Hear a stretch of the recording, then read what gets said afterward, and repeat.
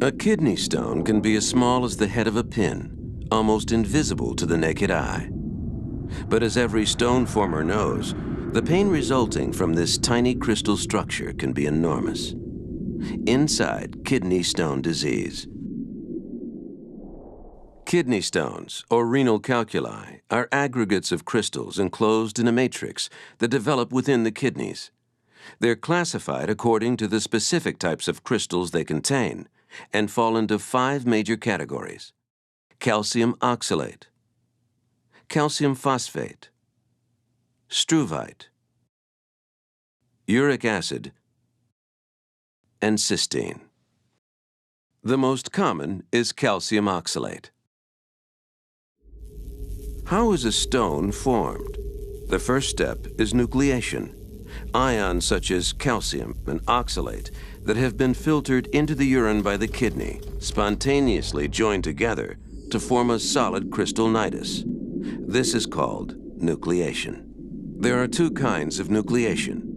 In homogeneous nucleation, crystals form around a nucleus with the same composition. Crystals of a different composition can also form around the nucleus. Organic materials, such as cell debris, may be deposited between the crystals as a matrix. This is heterogeneous nucleation. The tiny crystal formations travel down the nephron and are usually deposited at the renal papilla, where they undergo the next major phase, growth. Crystals that have already formed then begin to stick together, forming large aggregates. As we can see, crystals can aggregate very quickly.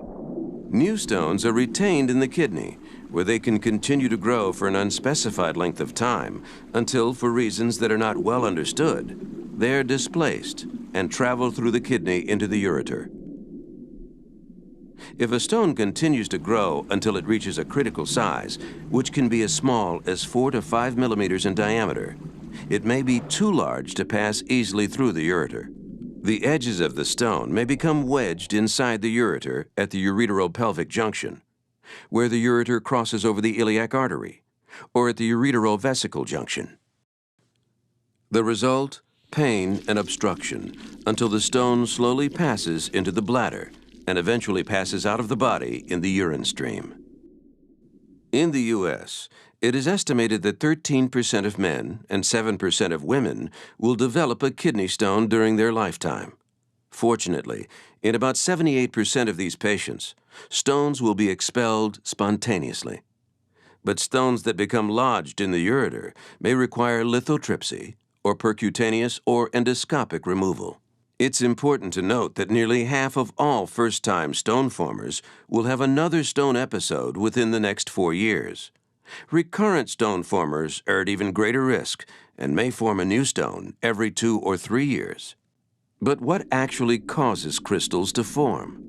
Why do some crystals develop into kidney stones and others do not? One critical factor is supersaturation of the urine with stone-forming salts. Supersaturation is the driving force for crystallization. In undersaturated urine, crystals cannot form. The other important factor is a deficiency in substances called inhibitors. Inhibitors retard the nucleation, growth, and aggregation process by binding ions needed for crystal formation and growth. One of the most important inhibitors is citrate. Urine saturation and inhibitor levels explain why, in normal patients, large crystals are not formed. Their urine is not as saturated, and they have sufficient quantities of inhibitors present. But the urine of patients with kidney stones is more saturated.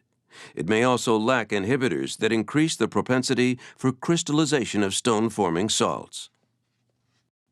There are 2 reasons for this. First, stone formers are known to suffer from a variety of metabolic disturbances that increase the amount of stone-forming substances excreted in the urine and also decrease the excretion of inhibitors.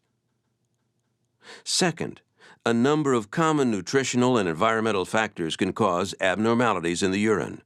These factors may also exaggerate underlying abnormalities due to metabolic disturbances. Environmental stresses, for example, play a significant role in stone disease, especially factors that trigger excess water conservation in the kidney, such as inadequate fluid intake. Dehydration is a major cause of kidney stones, which is why people living in areas with high temperatures and humidity have a higher incidence of stone formation. A diet high in sodium is a double risk, because it increases calcium excretion and reduces urinary levels of stone-inhibiting citrate. Too much animal protein creates similar problems, encouraging stone growth by increasing urinary uric acid and reducing urinary citrate. Certain medications are also known to encourage stone formation or growth in susceptible patients, including common supplements such as vitamin C. There is no cure for kidney stones, but once an acute episode has been resolved, the key to therapy is simple: preventing recurrence. And fortunately, the most common stones, calcium oxalate and calcium phosphate, can be effectively managed with a combination of diet and lifestyle changes and medication. Compliance with proven management guidelines, such as increasing fluid intake and avoiding stone-promoting foods, can significantly reduce stone recurrence. Medical therapies, such as thiazide diuretics and potassium citrate, are also highly effective in appropriate patients and can reduce the need for expensive assisted stone removal procedures, such as shockwave lithotripsy, SWL. The economic burden of kidney stones is significant, with medical costs reaching billions of dollars annually. Effective management of this painful disease remains a key priority at Mission Pharmaceuticals, the leader in innovative stone disease therapies.